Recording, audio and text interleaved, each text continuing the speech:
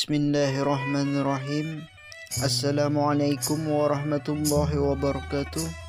Bismillah, alhamdulillah, assalatu wassalamu ala rasulillah Sayyidina Muhammad ibn Abdullah wa ala alihi wa sahbihi wa man tabi'ahudah, amma ba'd.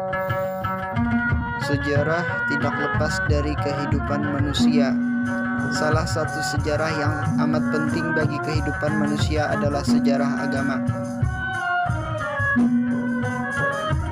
Kali ini saya akan menceritakan tentang sejarah masuknya agama Islam ke Kesultanan Banjar. Kerajaan Islam pertama di Kalsel. Kesultanan Banjar merupakan kerajaan bercorak Islam yang berdiri antara 1526 hingga 1905 Masehi di Banjarmasin. Mulanya kesultanan ini terletak di wilayah Banjarmasin, meski pada perkembangannya sempat berpindah-pindah ibu kota hingga ke Martapura. Pada masa lalu, Kesultanan Banjar sangat berpengaruh meliputi Kalimantan Selatan, Kalimantan Tengah, hingga sebagian Kalimantan Timur. Keberadaan Kesultanan Banjar ini juga memiliki pengaruh kultural yang mendalam terhadap sendi-sendi kehidupan masyarakat Banjar hingga hari ini, mulai dari religi, bahasa, seni, hingga sistem kemasyarakatan. Didirikan oleh Pangeran Samudra, pewaris negara Daha, lari ke Banjarmasin pada akhir abad ke-15. Kalimantan Selatan masih di bawah pimpinan kerajaan Daha. Pada masa pemerintahan Raja Sukarama, Raja keempat, terjadi konflik perebutan tahta negara Daha antara dua orang anaknya, yaitu Pangeran Mangkubumi dan Pangeran Temenggung. Namun, Raja Sukarama justru berwasiat agar kelak pengganti tahtanya ialah Pangeran Samudra, anak dari Putri Galuh. Terlanjur berambisi menjadi penguasa, Pangeran Temenggung tidak terima dengan wasiat tersebut.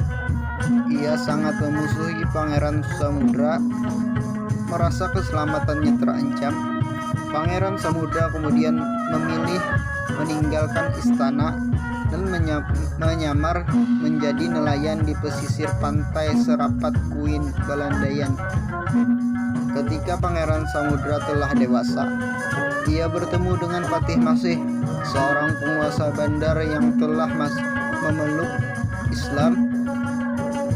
Setelah berunding dengan Patih Balit, Patih Balitung, dan Patih Kuin, mereka bersepakat mengangkat Pangeran Samudra menjadi Raja Banjar pada tahun 1526 di Banjarmasin.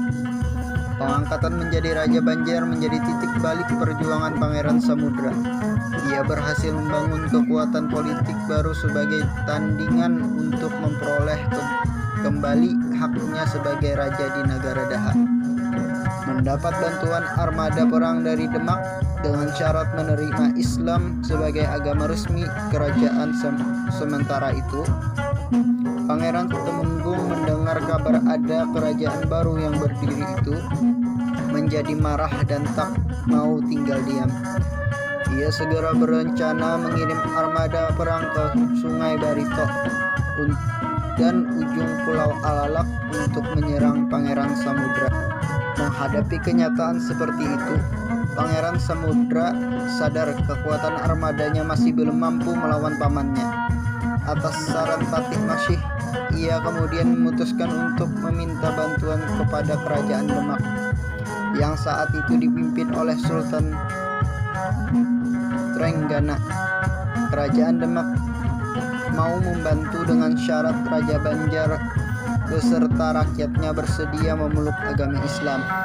Pangeran Samudra pun menerima syarat tersebut dan kerajaan Demak mengirimkan 1000 pasukan bersenjata beserta penghulu bernama Kheddayan yang mengislamkan kerajaan Banjar.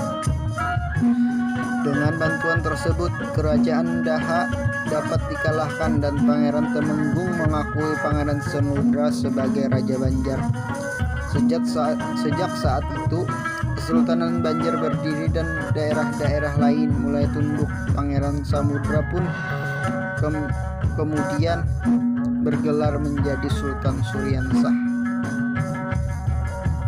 Itulah sejarah singkat masuknya agama Islam ke Kesultanan Banjar.